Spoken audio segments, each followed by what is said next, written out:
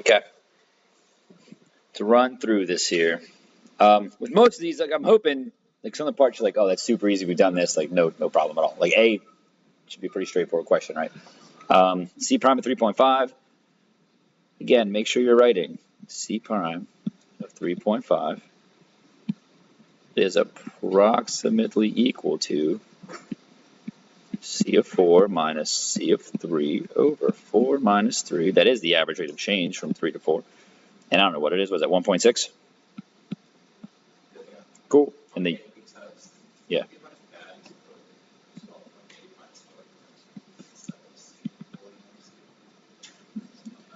You could put those values in. Yeah, and I probably should have put that in there too. I'm writing. There you go. Yeah, you can put that in there. Okay. But you should show it because sometimes you get a point just for showing the average like rate of change formula that you did it. Okay. All right. That's it. Units measured. We did answer per minute. Anytime they give you a table and they ask about the derivative of the function they gave you, most likely an MVT situation going on there, and this is definitely. And look, they usually give you the correct endpoints too, right? It turns out that the average rate of change from 2 to 4 is 2. So the derivative has to equal 2 somewhere in there by MVT. Is the basic gist of this idea, all right?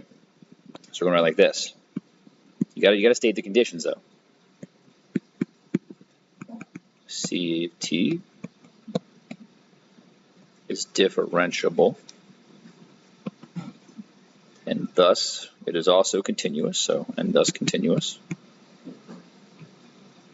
And I think it's easier just to spit out all the information we need. So it's continuous, differentiable, and I'm just going to find the average rate of change from 4 to 2.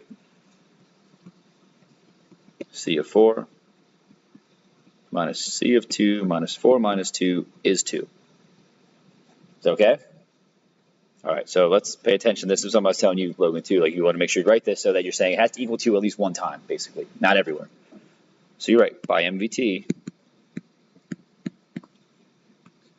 C prime of 2, or T, sometimes they'll put like a different variable in here, like A, whatever, must equal to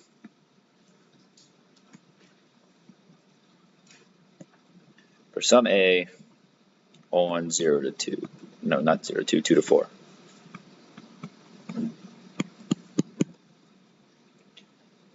that make sense? Or sometimes we'll write it has to equal 2 at least one time for at least one x value on 0 to 2. Something like that is what you want to say. Okay. What are they asking us to find here? This is an integral, but what is that when you divide by 6 out front? That's the average value on the interval, yeah. They're dividing by the interval length. So that's the average value of C of t. But you can't say that. You got to put it in context of the problem. So it's the average number of ounces in the cup between 0 and 6 minutes. Okay? So C. Midpoint sum, we're going what? 0 to 2, 2 to 4, 4 to 6. So we're going 0, 1/6, 0 to 6. C of t dt is approximately equal to 1/6, 2 times, what's the mid height on the first interval? 5 point what? Cool. Plus 2 times the midpoint height. Thank you. Plus 2 times 0.8. Okay. And just to do this out by hand, it's ounces, yeah, so, but it's what, 10.6 plus 22.4 plus 26, 27.6. Is that okay? These two together here add up to what, 49.50. So it's 60.6. Look how nice they make this. So dividing that by 6 is 10.1. And the units on that are ounces. All right. Everybody clear on why it's ounces and not anything else? No. So, well, for the AP test, if you just left this and put ounces, totally fine. For me, I want you to simplify. Again, it's just good practice for this, because in a multiple choice question, like this easily could be a multiple choice question, and then you have to simplify it. All right. And then what's it say? It just says, say what that means.